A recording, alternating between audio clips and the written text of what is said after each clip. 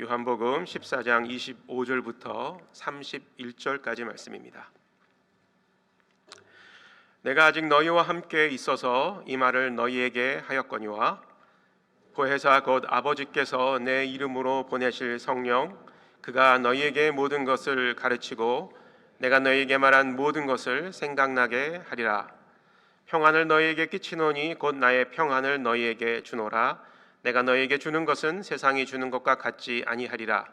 너희는 마음에 근심하지도 말고 두려워하지도 말라. 내가 갔다가 너희에게로 온다 하는 말을 너희가 들었나니 나를 사랑하였더라면 내가 아버지께로 감을 기뻐하였으리라. 아버지는 나보다 크심이라. 이제 일이 일어나기 전에 너희에게 말한 것은 이 일이 일어날 때에 너희로 믿게 하려 함이라. 이후에는 내가 너희와 말을 많이 하지 아니하리니 이 세상에 임금이 오겠음이라. 그러나 그는 내게 관계할 것이 없으니 함께 읽겠습니다. 오직 내가 아버지를 사랑하는 것과 아버지께서 명하신 대로 행하는 것을 세상이 알게 하려 함이로라. 일어나 여기를 떠나자 하시니라. 아멘. 최근 우리가 살고 있는 이 지구촌 곳곳에서 일어나고 있는 그 사건과 또 사고들을 살펴보면 참 녹록치 않은 것들이 많이 일어나고 있다. 아마 성도님들 동의하실 줄 믿습니다. 그리고 이 세상이 점점 더 빠르게 마지막 부분을 마지막 스테이지를 향해서 달려가고 있지는 않은 것인가 이런 생각을 갖게 됩니다. 왜 그런가 하니 전쟁으로 인한 여러 가지 문제들, 난민의 문제들이 요즘 심각하죠. 또 그리고 지구 온난화로 인한 환경 문제, 남극에 또 북극에 이런 눈들이 녹아서 홍수가 날 수도 있다라는 그런 염려들이 있죠. 또 저출산, 또 양극화로 인한 사회 문제들도 심각하게 우리 주변에서 일어나고 있습니다. 어느 것 하나 인간의 지혜나 이 노력으로 해결할 수 있는 그런 일들이 보이지가 않는 것 같습니다. 일례로 사회의 양극화 현상으로 인해서 생긴 여러 가지 문제들이 있는데 이 보수와 진보의 문제, 갈등이죠. 또 갑과 을, 그리고 금수저, 또 흑수저 이런 말들이 우리 주변에서 자주 들리고 있습니다. 이런 것으로 인한 집단 이기주의 그리고 이 두 집단 간의 갈등으로 인해서 우리의 사회는 점점 더 병들어가고 있고 또 치유하기 힘든 그런 상황으로 치닫고 있는 것을 보게 됩니다. 이런 상황이 지속되다 보니까 그런 사회 안에서 살아가는 개인들 한 사람 한 사람들은 참으로 힘든 시간을 보내고 있는 것이 사실입니다. 마음의 평안을 잃어버리게 되고 또 두려움 속에서 일상을 살아가고 있다 이렇게 말씀드릴 수가 있습니다. 그러다 보니 정신적인 그런 고통과 장애가 심각해져서 우울증을 겪고 또 상담을 요청하는 분들이 계속해서 늘어나고 있고 더 나아가서는 스스로 목숨을 끊고 이 세상을 등지는 그런 사람들도 계속해서 나타나고 있는 추세입니다. 경제적으로 풍요하고 또 잘 살고 있는 선진국들이 개발도상 국가들, 후진국보다 훨씬 더 자살률이 높다라는 사실, 이것은 물질적인 풍요함이 마음의 평안을 보장해주지 않는다라는 것을 이야기하고 있는 것입니다.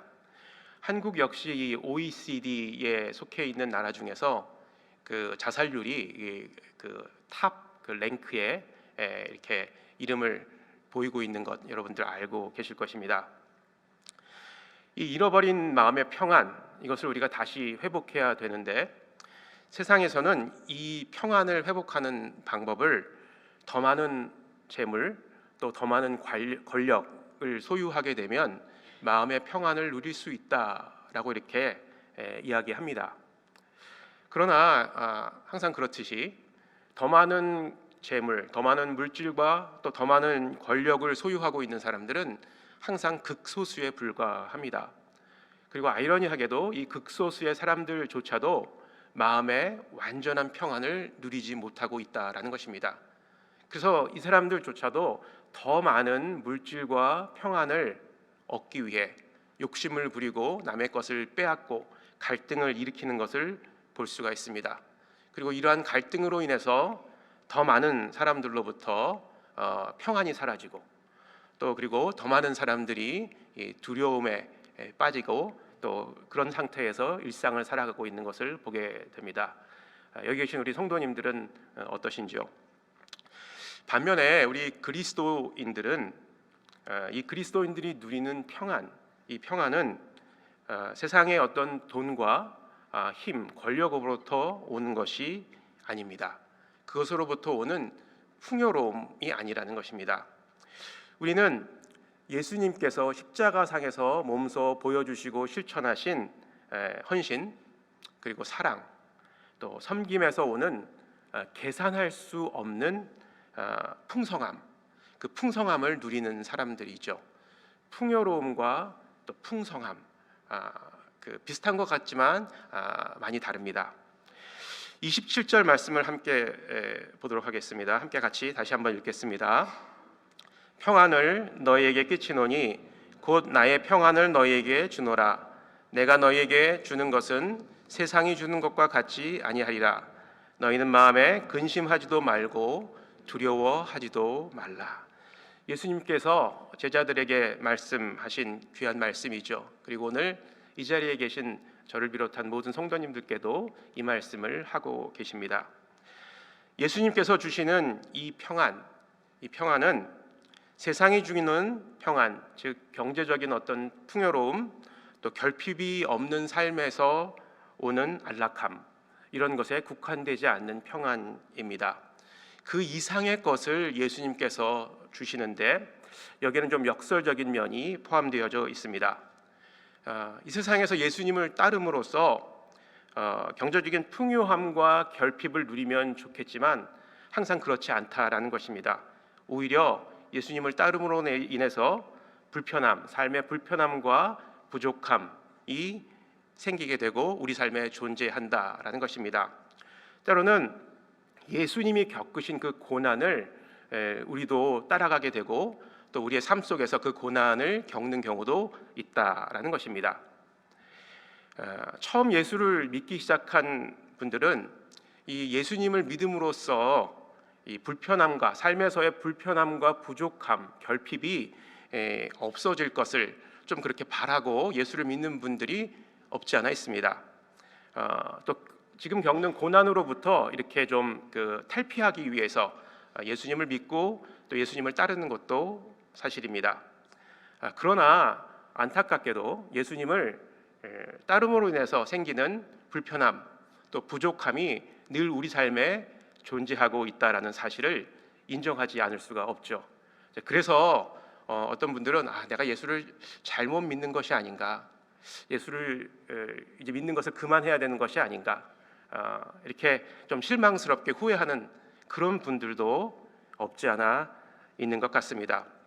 그러나 우리가 알다시피 그리스도인들은 이런 상황을 통해서 이렇게 힘들고 어렵고 부족하고 또 고난을 겪는 상황을 통해서 주님을 더 깊게 알게 되고 또 주님을 더 의지하고 사랑하게 된다는 사실입니다.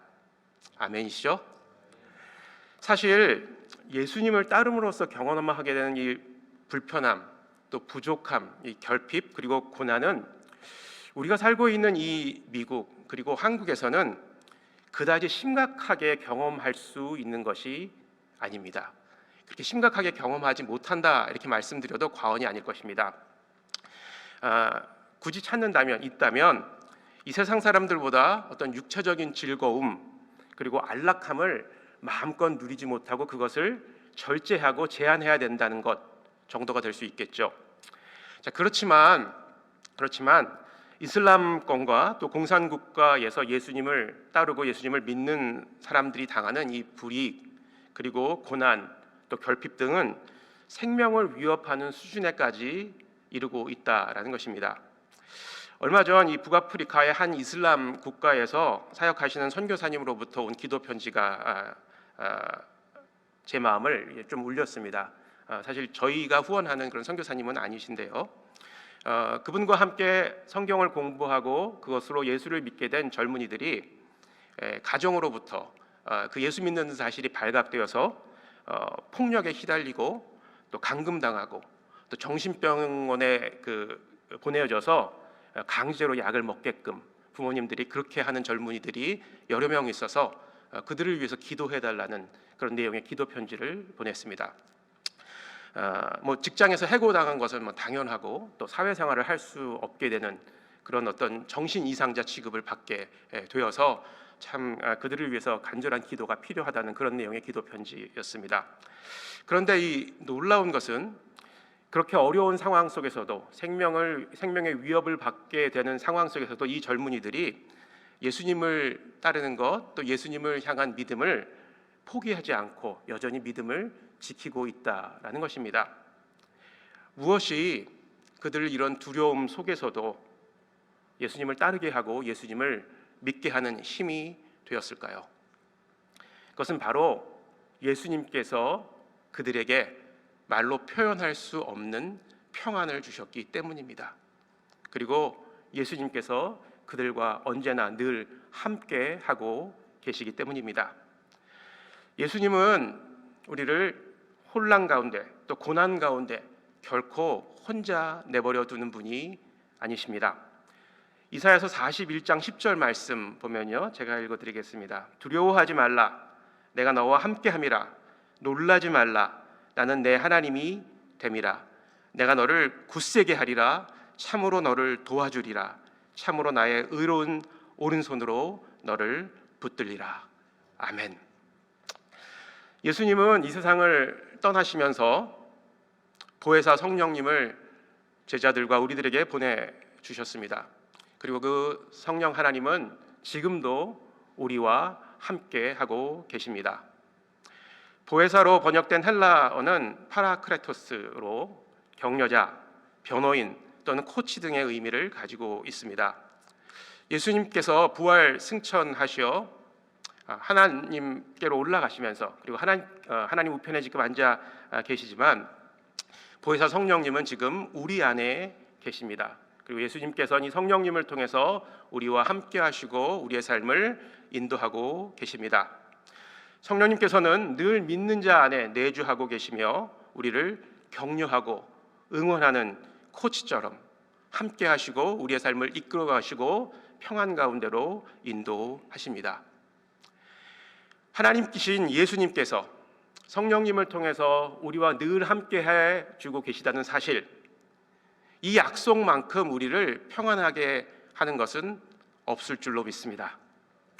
또한 예수님께서 주시는 이 평안은 세상의 어느 누구도 빼앗아갈 수 없으며 세상의 어떤 권력이나 또 종교, 돈의 힘으로도 우리에게서 빼앗을 수 없다라는 사실을 우리는 꼭 기억해야 될 것입니다. 30절 말씀의 하반절을 한번 주의 깊게 보기를 원하는데 30절 말씀 다시 한번 보겠습니다. 이후에는 내가 너희와 말을 많이 하지 아니하리니 이 세상에 임금이 오겠음이라. 그러나 그는 내게 관계할 것이 없으니. 그러나 그는 내게 관계할 것이 없으니. 그는 여기서 사단을 가리키는 것이죠. 이 말씀을 새 번역으로 한번 보게 되면 그는 예수님을 어떻게 할 권한이 없다 이렇게 번역을 했고요. NASB New American Standard Version에 보게 되면 바이블 거기에 보게 되면 그는 예수님에 대하여 아무것도 가지고 있지 않다라고 이렇게 번역을 했습니다. 이 말씀은 예수님께서 십자가에서 못 박히신 후 이 어둠의 세력, 사단의 세력이 이 세상을 다스리는 것처럼 보이지만 그렇지만 이 일도 하나님께서 허락하셨기 때문에 일어날 수 있는 일이고 사단은 예수님을 어떻게 할 수 없는 예수님을 해할 수 없는 어떤 능력도 가지고 있지 않다라는 사실을 우리에게 분명하게 이야기해주고 있는 그런 말씀입니다. God is in control. 영어로 이렇게 이야기하죠. God is in control. 하나님께서 이 세상 모든 만물을 다스리시고 움직이고 계시다라는 것입니다. 거기에는 우리의 삶도 또 우리의 일상도 포함되어져 있는 것이죠. 말씀을 정리하면 예수님께서는 하나님 아버지께로 가시면서 두려워하는 제자들을 위해 성령 하나님을 보내주셨습니다. 26절에 보면 보혜사 곧 아버지께서 내 이름으로 보내실 성령 그가 너희에게 모든 것을 가르치시고 내가 너희에게 말한 모든 것을 생각나게 하리라. 성령님은 제자들 안에 거하시며 예수님의 말씀을 생각나게 하고 그 말씀에 순종하는 삶을 살 수 있도록 도우셨습니다. 제자들은 그 성령님의 도우심으로 성령님의 인도하심으로 두려움에서 벗어나 담대한 예수 그리스도 복음의 증인으로 살았고 땅끝까지 이르러 예수님의 복음을 담대하게 증거하다, 증인의 삶을 살다 순교하는, 대부분이 순교하는 삶을 살았습니다. 바로 성령 하나님께서 이들을 담대하게 하셨고 또 성령 하나님께서 주시는 평안을 통해서 힘들고 어려운 세상 가운데서 믿음을 지키며 복음의 증인으로 살았던 것입니다. 이 세상의 모든 사람들이 나를 버린다 해도 단 한 분 예수 그리스도는 나를 결코 버리지도 않고 떠나시지도 않을 것이다 라고 분명히 히브리서 말씀을 통해서 우리에게 약속해 주셨습니다. 영원토록 함께 하시는 그 예수님, 하나님, 성령님, 그 삼위일체 하나님을 우리가 믿고 이 세상을 살아간다면 이 세상에 비록 고난과 고통이 넘쳐나고 혼란과 혼돈이 이어진다 하더라도 우리는 그리스도 안에서 평안을 잃어버리지 않을 것입니다. 그리고 그 평안이 우리의 삶을 더욱더 주님께로 인도할 것이고 또 이 세상의 증인으로서 복음의 증인으로서 살 수 있도록 인도하실 것입니다. 천지 만물을 창조하시고 다스리시는 하나님이 영원토록 나와 함께 하신다는 그 약속을 붙들고 오늘도 이 혼란스럽고 어렵게만 여겨지는 세상 삶 속에서 믿음을 잃지 않고 승리하시는 우리 성도님들 되시기를 주의 이름으로 축원합니다.